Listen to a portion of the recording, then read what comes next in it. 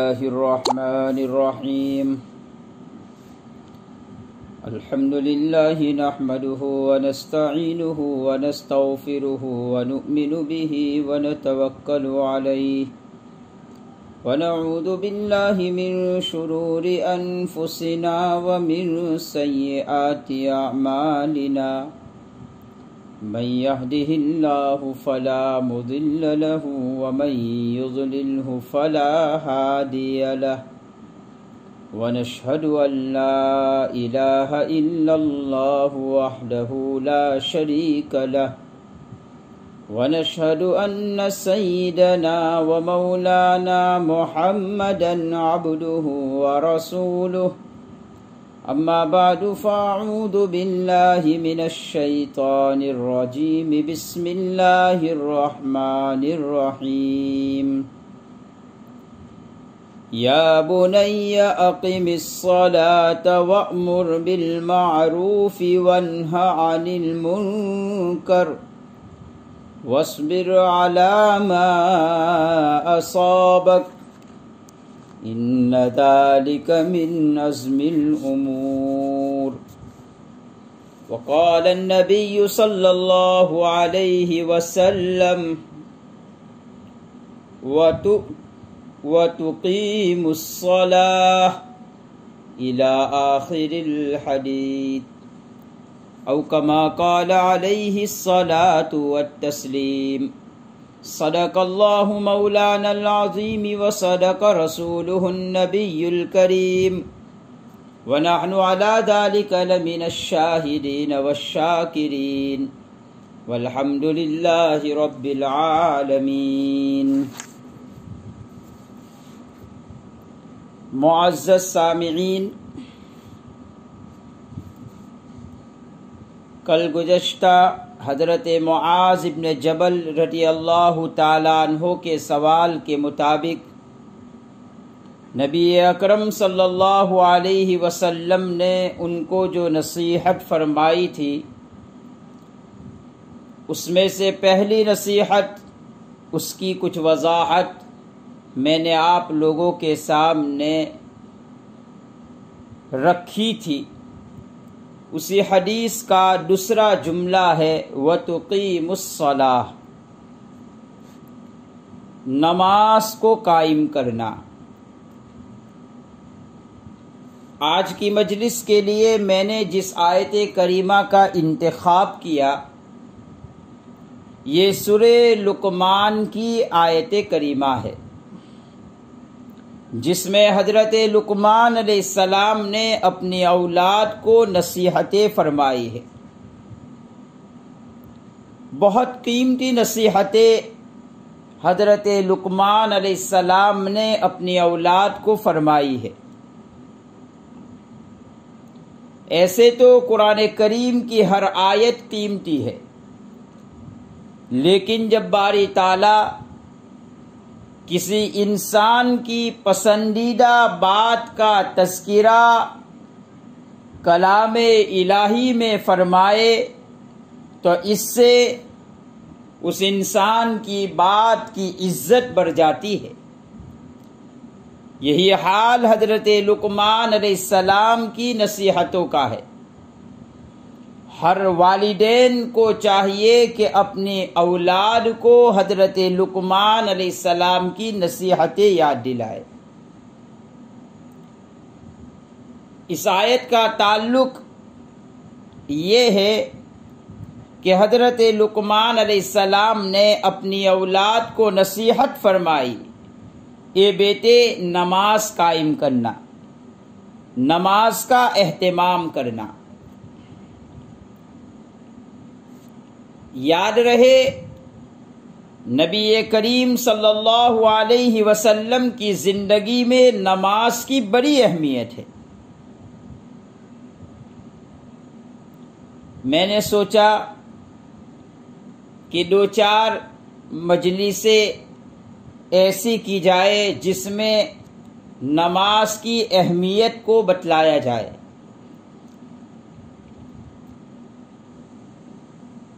آپ دیکھیے کہ نماز کو ارکان اسلام میں شامل فرمایا ہے۔ اسلام کی بنیاد جن چیزوں پر رکھی ہے، جیسا کہ بنی الاسلام علی خمس والی روایت سے پتہ چلتا ہے کہ اسلام کی بنیاد 5 چیزوں پر رکھی ہے۔ اس میں توحید کے بعد اگر دوسرے نمبر کی کوئی عبادت کا ذکر ہے تو نماز کا ذکر ہے۔ گویا ارکان اسلام میں نماز بھی شامل ہے، بلکہ آپ ذرا غور کیجئے، ارکان اسلام میں توحید کے بعد جن 4 عبادتوں کا تذکرہ کیا، جس میں ایک نماز ہے، نمبر 2 پر روزہ ہے، نمبر 3 پر زکوٰۃ ہے، اور نمبر 4 پر حج ہے، ان چاروں عبادتوں میں بھی نماز کو ایک نمایاں فرق حاصل ہے۔ وہ اس طور پر کہ دیکھو، روزے کا وقت جب ہوتا ہے ہر انسان کو پتہ چل جاتا ہے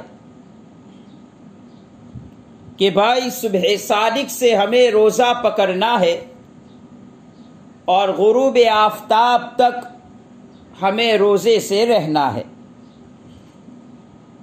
اسی طرح زکوٰۃ کا مسئلہ لے لیجئے، غریب آدمی یہ سمجھتا ہے کہ مجھ پر کوئی زکوٰۃ نہیں ہے، اور صاحب مال آدمی یہ سمجھتا ہے کہ مجھے زکوٰۃ نکالنا ہے، اور وہ یہ بھی جانتا ہے کہ میرے پاس کتنا مال ہے اور مجھے کتنی زکوٰۃ نکالنا ہے۔ اسی طرح آپ حج کی عبادت کو لے لیجئے، تو جیسے ہی حج کے ایام شروع ہو جاتے ہیں تو جن لوگوں پر حج فرض ہو گیا ہے وہ پہلے سے اس کی تیاری شروع کر دیتے ہیں۔ گویا کہ ہر انسان کو ان عبادتوں کے کرنے کے لیے کوئی خاص معیار کی ضرورت نہیں پڑتی ہے، بلکہ ہر انسان اپنی استطاعت کے مطابق اس کے احکام کو جانتا ہے۔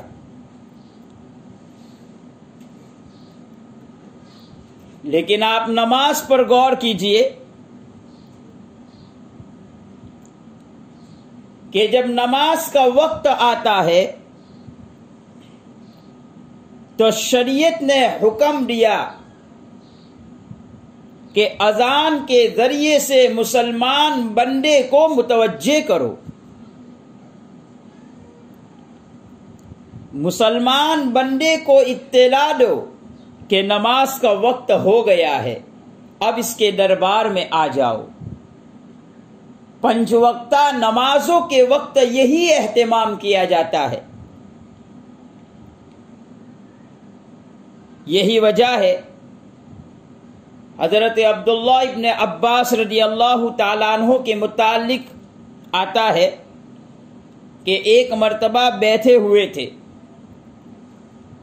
اذان کی آواز سن کر رونے لگے، حالانکہ جلیل القدر صحابی ہے، نبی اکرم صلی اللہ علیہ وسلم کی صحبت پائے ہوئے صحابی ہے، کثیر تعداد میں احادیث انہوں نے ذکر کی ہے۔ لوگوں نے جب حضرت عبداللہ ابن عباس رضی اللہ تعالیٰ عنہ کو دیکھا کہ رو رہے ہیں تو پوچھا کیا ماجرا ہے، کیا غم لاحق ہوا ہے کہ آپ رونے لگے؟ تو حضرت عبداللہ ابن عباس رضی اللہ تعالیٰ عنہ نے فرمایا، اے لوگو، یہ مؤذن کی جو ندا ہے اس میں کیا سبق ہے؟ اگر لوگوں کو پتہ چل جائے تو لوگوں کا آرام ختم ہو جائے گا.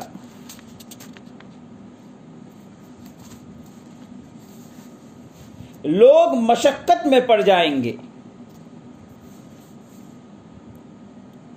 جب عبداللہ ابن عباس رضی اللہ تعالیٰ عنہ نے یہ بات ارشاد فرمائی تو لوگوں نے پوچھا کہ حضرت کیا معنی ہے اس مؤذن کے پیغام کا اور اس کے کلمات کا؟ تو حضرت نے فرمایا ایک تو وہی معنی ہے جو تم سنتے ہو کہ مؤذن کہہ رہا ہے اللہ اکبر اللہ اکبر، اللہ بہت بڑا ہے، اللہ بہت بڑا ہے. یہ ترجمہ تو ہر انسان جان رہا ہے،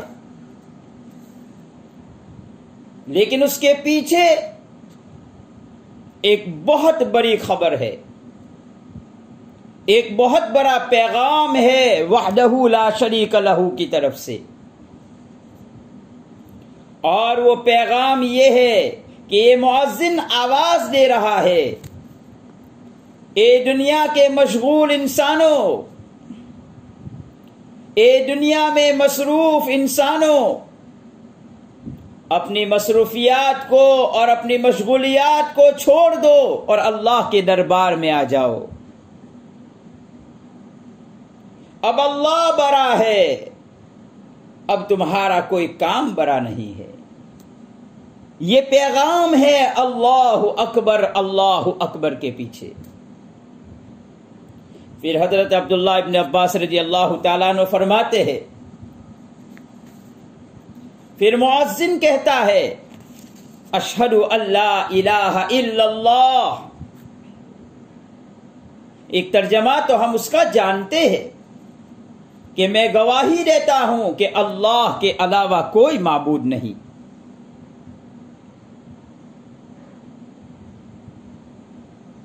لیکن اس کا یہ مطلب ہے اور اس کے پیچھے یہ پیغام ہے اے آسمانوں کی ساری مخلوقات، اے زمینوں کی ساری مخلوقات، اے پہاڑوں کی ساری مخلوقات، میں تم تمام مخلوقات کو گواہ بنا رہا ہوں کہ میں نے تمہیں اللہ کی طرف بلایا تھا. یہ گواہی تم قیامت کے دن دے دینا. اے آسمان والو تم بھی گواہ رہنا، اے زمین والو تم بھی گواہ رہنا. گویا کہ وہ ساری مخلوقات کو گواہ بنا رہا ہے اور یہ کہہ رہا ہے کہ آپ گواہی دے دینا کہ میں نے اللہ کے ایک ہونے کا پیغام لوگوں کو سنا دیا تھا. پھر مؤذن آگے جملہ بولتا ہے اشہد ان محمد رسول اللہ. اس کا سیدھا ترجمہ تو ہم جانتے ہیں، میں گواہی دیتا ہوں محمد صلی اللہ علیہ وسلم اللہ کے رسول ہے. لیکن اس کے پیچھے یہ پیغام دیتا ہے مؤذن اے محمد صلی اللہ علیہ وسلم اور اے سارے رسولوں، قیامت کے دن تم گواہی دینا میں نے 5 مرتبہ بلایا تھا اور یہ پیغام دیا تھا کہ نبی اکرم صلی اللہ علیہ وسلم اللہ کے آخری رسول ہے. یہ قیامت کے دن آپ گواہی دے دینا. پھر مؤذن کہتا ہے حی علی الصلاۃ، آؤ نماز کی طرف. اس کے پیچھے پیغام ہے یہ بہت بڑا فریضہ ہے، بہت بڑا فریضہ ہے. اس کو قائم کرنے کے لیے اللہ کے دربار میں آ جاؤ. سارے کام کاج کو چھوڑ دو اور اس کو بڑا فریضہ سمجھو اور اللہ کے دربار میں آ جاؤ. پھر مؤذن آواز دیتا ہے حی علی الفلاح، آؤ کامیابی کی طرف. یہ تو اس کا ترجمہ ہے، لیکن اس کے پیچھے ایک بہت بڑا پیغام ہے، اور وہ پیغام یہ ہے جس کامیابی میں تم لگے ہوئے ہو یہ فانی کامیابی ہے، اسے چھوڑ دو اور باقی کامیابی کی طرف آ جاؤ، نماز کی طرف آ جاؤ. یہ باقی کامیابی ہے، یہ حقیقی کامیابی ہے. کامیابی کس کو کہتے ہیں؟ مؤذن 5 وقتوں کی اذان میں 10 مرتبہ یہ ندا دیتا ہے حی علی الفلاح، حی علی الفلاح، اور اگر اقامت کو گن لیا جائے تو 20 مرتبہ ندا دے رہا ہے. ایک مسلمان کو کامیابی کی دعوت دی جا رہی ہے. اے انسانوں، جس میں تم لگے ہوئے ہو یہ حقیقی کامیابی نہیں ہے، حقیقی کامیابی تو نماز میں ہے. آج ہر انسان کامیابی چاہتا ہے، لیکن بہت دکھ سے کہنا پڑتا ہے جہاں سے اسے کامیابی لینا تھا اسے وہ چھوڑے ہوئے ہے. میرے بھائیوں، کامیابی تو نماز سے ملتی ہے، کامیابی تو اللہ کے ذکر سے ملتی ہے، کامیابی تو مسجدوں میں بیٹھنے سے ملتی ہے. لیکن آج کا انسان کامیاب اس کو سمجھتا ہے جس کے پاس پیسوں کا ڈھیر ہو، جس کے پاس عہدہ ہو، اسے وہ کامیاب سمجھ رہا ہے. آپ قرآن کریم کی آیت پر غور کیجئے، قد افلح المؤمنون، یہ کامیابی کی علامت والی آیت ہے جس میں چند علامات کا تذکرہ ہے جن کو قرآن کریم نے کامیاب لوگوں کی فہرست میں شمار کیا ہے. یہ آیت کب اتری ہے؟ آپ ذرا اس کے پس منظر کو دیکھیے. مکہ کے سرمایہ دار لوگ فقراء صحابہ کو اور نبی اکرم صلی اللہ علیہ وسلم کو